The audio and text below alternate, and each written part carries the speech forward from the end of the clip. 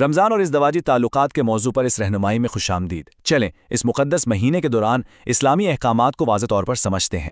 تو چلیں اس موضوع کی گہرائی میں اترتے ہیں۔ سب سے پہلے کچھ ایسے سوالوں کو دیکھتے ہیں جو اکثر ذہنوں میں آتے ہیں اور کبھی کبھی تو حیران بھی کر دیتے ہیں، جیسے کہ کیا رمضان میں بار بار ازدواجی قربت ضروری ہے؟ اکثر لوگ یہ بھی سوچتے ہیں کہ کیا پورے 30 دن میاں بیوی کو ایک دوسرے سے بالکل الگ رہنا چاہیے، مطلب جسمانی قربت کی تمام اقسام ممنوع ہیں؟ اور ہاں، ایک بہت بڑی کنفیوژن یہ بھی ہے کہ کیا روزے میں ایک چھوٹا سا بوسہ یا گلے ملنے سے بھی روزہ ٹوٹ جاتا ہے؟ ان سارے سوالوں کے جوابات ہم قرآن و حدیث کی روشنی میں دیکھیں گے تاکہ کوئی شک باقی نہ رہے۔ تو ان سوالوں کا جواب دینے کے لیے سب سے پہلے ہمیں ان بنیادی اصولوں کو سمجھنا ہوگا جو اس مبارک مہینے میں ازدواجی تعلقات کی رہنمائی کرتے ہیں۔ دیکھیں، اسلام میں میاں بیوی کے رشتے کو بہت ہی مقدس سمجھا جاتا ہے۔ یہ صرف ایک تعلق نہیں بلکہ محبت، سکون اور اللہ تعالیٰ کی رحمت کا ایک بڑا ذریعہ ہے۔ اچھا، رمضان کے جو اصول ہیں نا وہ بالکل صاف اور واضح ہیں، اور ان کا سارا دار و مدار ایک بہت ہی سادہ سی تقسیم پر ہے، یعنی دن کا وقت اور رات کا وقت۔ تو سب سے اہم بات جو سمجھنے کی ہے وہ یہ ہے کہ روزے کے گھنٹوں کے لیے اور رات کے گھنٹوں کے لیے قوانین بالکل الگ ہیں۔ جیسے دن میں کھانے پینے اور کچھ دوسرے کاموں سے روکا گیا ہے، اسی طرح میاں بیوی کے تعلق پر بھی پابندی ہے۔ اور اس بات کی اجازت خود قرآن پاک میں واضح طور پر دی گئی ہے۔ اللہ تعالیٰ فرماتے ہیں، تمہارے لیے روزوں کی راتوں میں اپنی بیویوں کے پاس جانا حلال کر دیا گیا ہے، وہ تمہارا لباس ہیں اور تم ان کے لباس ہو۔ اب یہاں ایک بہت ہی دلچسپ بات ہے، رمضان کی راتوں میں قربت کی صرف اجازت ہی نہیں ہے بلکہ اس کے کچھ خاص روحانی فائدے بھی بتائے گئے ہیں۔ جی، اس حوالے سے 3 بڑی فضیلتوں کا ذکر ملتا ہے۔ پہلا فائدہ تو یہ ہے کہ رمضان میں جو اولاد پیدا ہوتی ہے وہ زیادہ نیک اور صالح ہوتی ہے، کیونکہ اس وقت والدین کی نیتیں بہت پاکیزہ ہوتی ہیں۔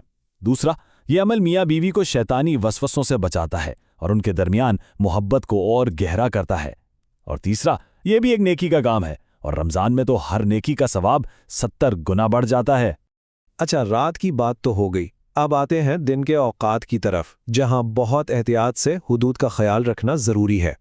دیکھیں، روزے کی حالت میں بوسہ دینا، گلے لگانا یا ہاتھ پکڑنا منع نہیں ہے، لیکن اس کی ایک شرط ہے۔ شرط یہ ہے کہ انسان کو اپنے جذبات پر پورا قابو ہو اور یہ چیز آگے بڑھ کر جمع تک نہ پہنچ جائے۔ مطلب اصل اصول نفس پر کنٹرول رکھنا ہے تاکہ روزہ محفوظ رہے۔ لیکن سوال یہ پیدا ہوتا ہے کہ اگر کوئی جان بوجھ کر ہم بستری کر کے اپنا روزہ توڑ دے تو پھر کیا ہوگا؟ تو جان لیں کہ روزے کے دوران جان بوجھ کر اس اصول کو توڑنے کا نتیجہ اسلامی فقہ میں سب سے سخت سزاؤں میں سے ایک ہے۔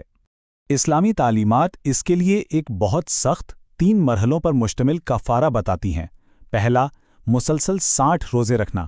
اگر کوئی یہ نہیں کر سکتا تو پھر 60 مسکینوں کو کھانا کھلانا، اور اگر یہ بھی ممکن نہ ہو تو پھر اللہ سے سچے دل سے توبہ کرنا اور اپنی طاقت کے مطابق صدقہ دینا۔ رمضان کے یہ خاص اصول دراصل اسلام میں ایک خوشگوار شادی شدہ زندگی گزارنے کے لیے جو بڑے اصول ہیں انہی کا ایک حصہ ہیں۔ سب سے پہلا اصول ہے نیت کا خالص ہونا، یعنی اس عمل کا مقصد صرف اپنی خواہش پوری کرنا نہ ہو بلکہ اس نیت سے ہو کہ اللہ راضی ہو اور میاں بیوی کا رشتہ مضبوط ہو۔ جب نیت اچھی ہو تو یہ عمل بھی عبادت بن جاتا ہے۔ اسلام اس بات پر بہت زور دیتا ہے کہ قربت ہمیشہ باہمی رضامندی سے ہونی چاہیے۔ اس سے پہلے پیار محبت کی باتیں اور شفقت کا اظہار ضروری ہے۔ زبردستی یا جبر کی اس میں کوئی گنجائش ہی نہیں۔ میاں بیوی کو یہ بھی ترغیب دی جاتی ہے کہ وہ اس سے پہلے خاص دعا پڑھیں تاکہ ان کے اس تعلق میں برکت ہو، اور اگر کوئی اولاد ہو تو وہ شیطان کے شر سے محفوظ رہے۔ میاں بیوی کے جو نجی لمحات ہوتے ہیں ان کو راز رکھنا چاہیے، انہیں کسی اور سے شیئر نہیں کرنا چاہیے۔ نبی اکرم صلی اللہ علیہ وسلم نے بہت سختی سے منع فرمایا ہے کہ ایسے خاص لمحات کسی تیسرے شخص کو بتایا جائیں۔ آخر میں یہ سارے اصول ایک ہی بڑے پیغام کی طرف اشارہ کرتے ہیں، جیسا کہ ہمارے پیارے نبی صلی اللہ علیہ وسلم نے فرمایا، تم میں سب سے بہتر وہ ہے جو اپنے گھر والوں کے لیے سب سے بہتر ہے۔ یعنی یہ سارے احکامات اپنے خاندان کے ساتھ بہترین عزت، محبت اور مہربانی سے پیش آنے کے لیے ہیں۔